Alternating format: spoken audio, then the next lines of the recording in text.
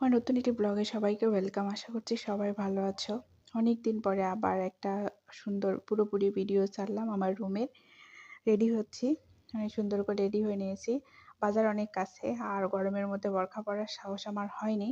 আর এখন অসুস্থতার কারণে বোরখা তেমন পরা হয় না। শরীরের মধ্যে বোরখা লাগাইলে একদম বন্ধ হয়ে আসে।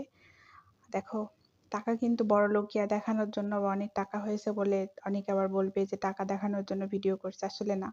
জানো, এই টাকাগুলো যখন আমি বাড়িতে ছিলাম তখন আমার বর আমার নতুন টাকা অনেক বেশি ভালো লাগে জন্য সবগুলো নতুন টাকার কালেকশন করেছে।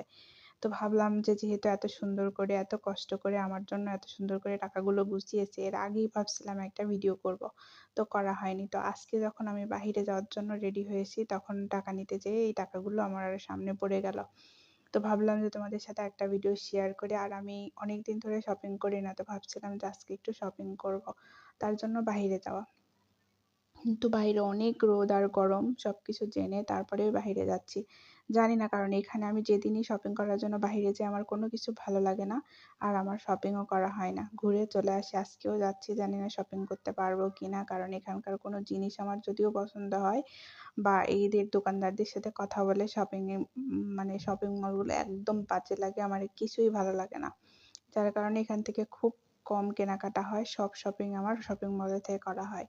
তো যে কথা সেই কাজ, কোনো শপিং-টপিং কিচ্ছু করছি না, ঘুরে চলে আসছি। প্রয়োজনীয় যে কটা জিনিস সে কটা জিনিস দেখো আমি একদম বিধ্বস্ত হয়ে গেছি। একটু রাস্তা গেছি আসছি, গরমে অবস্থা আমার খারাপ।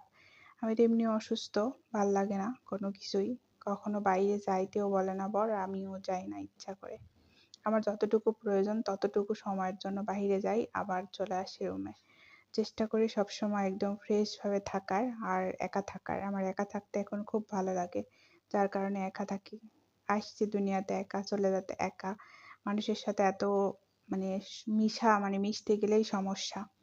এখনকার মানুষ আমার থেকে অনেক বেশি ট্যাটনা। আমি তো কি ট্যাটনা। তো আমার থেকে অনেক বেশি ট্যাটনা। সবাই আমাকে বলে চালাক, কিন্তু আমাকে তো সবাই সুযোগ পেলে এক ঝাড় বাঁশ দিয়ে চলে যায়। তো যাই হোক, কথা এত বাড়াই না। অনেক আইসক্রিম খেতে ইচ্ছা করতেছিল গরমের, তো একটা আইসক্রিম কিনে নিয়ে চলে এসেছি। এটা মালাই আইসক্রিম, আমার অনেক পছন্দের একটা আইসক্রিম। এটা আমার বরেরও অনেক পছন্দ। তো তোমাদের জন্য একটু শেয়ার করতেছি তোমাদের সাথে। তো এই আইসক্রিমটা খেতে খেতে উফ, এসে কত খাদক আমি, দেখো ফ্রেশ না হয়ে আগে আইসক্রিম খাওয়া শুরু করে দিয়েছি। আর তোমাদের সাথে শেয়ারও করতেছি। দেখো কি পরিমাণ খাদক হলে খাওয়া শুরু করে দেয়, কি পরিমাণ খাদক আমি, তাহলে তোমরা চিন্তা করে দেখো। তারপরে যাই হোক, আমি যদিও ভিডিওতে ভয়েস দিতে পারি না, খুব কষ্ট হয় এখন ভিডিওতে ভয়েস দিতে, খুব ক্লান্ত লাগে। আর আশেপাশে যেই সাউন্ড হয়, ভিডিও বানাবো কি করে আর ভিডিও ব্লগ দিব কি করে সেটা বুঝতে পারি না।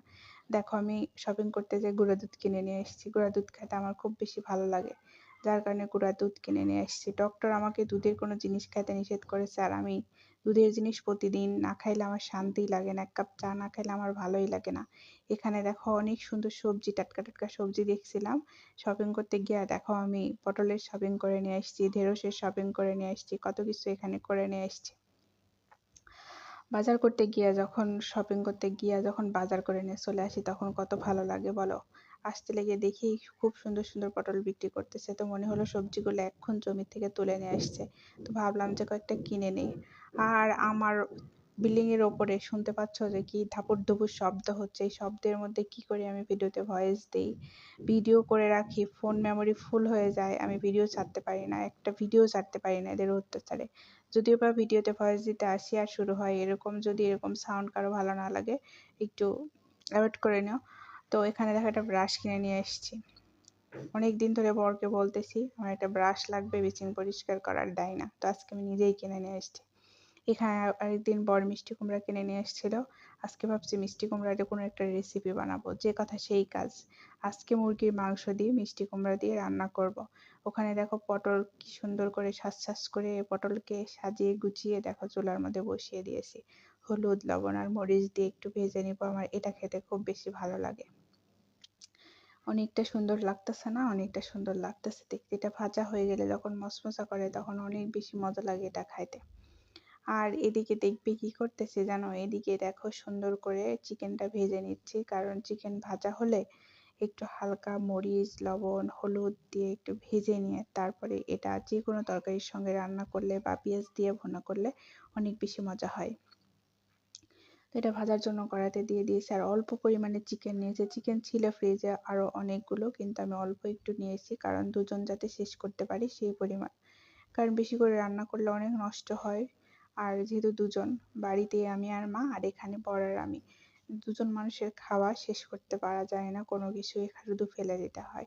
তো দেখো আজকে এইভাবেই সুন্দর করে মাংসটা ভাজা হয়ে গেছে, কিন্তু অলরেডি মাংসটা দেখছো কি সুন্দর একটা কালার চলে আসছে।